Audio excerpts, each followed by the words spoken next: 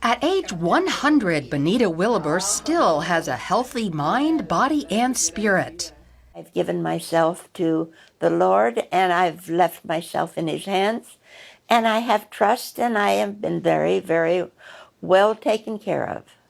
She's not alone. There's an unusually high concentration of centenarians in her hometown of Loma Linda, California. It's one of only 5 so-called blue zones worldwide, areas where people live the longest. The others are Okinawa, Japan, Korea, Greece, Sardinia, Italy, and Nicoya, Costa Rica. Loma Linda is an hour east of Los Angeles. About 250,000 people live here. The reason they're so healthy is because most of them are Seventh-day Adventists.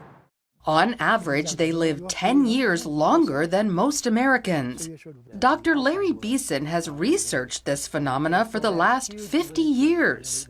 Adventists have approximately the same proportion of people who die of cancer, heart disease, or stroke, but the age that they get diagnosed is much later. They strongly adhere to the belief of respecting the human body as a temple of the Holy Spirit. That means no alcohol, no tobacco, and following a plant-based diet. In Christianity, we have the Holy Scriptures. What God said from the beginning, you should eat. He gave us the nuts and the grains and the herbs that He placed in the earth. And He said, you will do better if you subsist on that type of thing. What has your diet been throughout your life? Vegetables. My sister liked fruit. Well, I do too, but vegetables had priority, and I like them raw. Many Adventists, like Benita, are total vegetarians. Others will eat a little dairy, while some occasionally consume fish, and there are those who eat small amounts of poultry and beef. These choices lead to different health outcomes. The more flesh foods you eat, the more Alzheimer's, the more heart disease, the more cancer, the earlier the death occurs. Where going the other direction, as people move toward the removing flesh food from the diet, there tends to be a delay in the onset of the diseases. Diet isn't the only factor in these longer lives. Seventh-day Adventists strictly observe the Sabbath. Every Saturday, they rest to recuperate from the week and recharge for the one ahead. Also, to spend time with friends, family, and God. Stuart Hardy, who pastors one of the world's largest congregations, says resting on the Sabbath includes abstaining from electronics. Any of those things that kind of take you back into work, we try and avoid those things.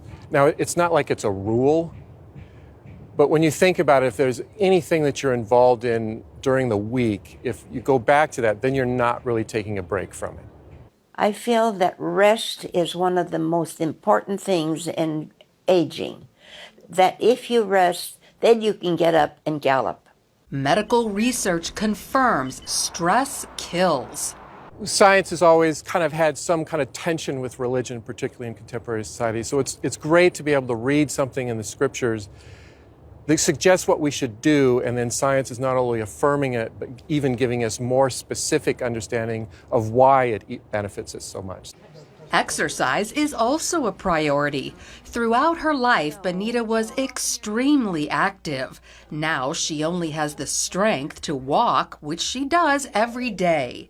It is subsiding, and that's the way God had intended for people to be, and so I accept that too, even though I don't like it.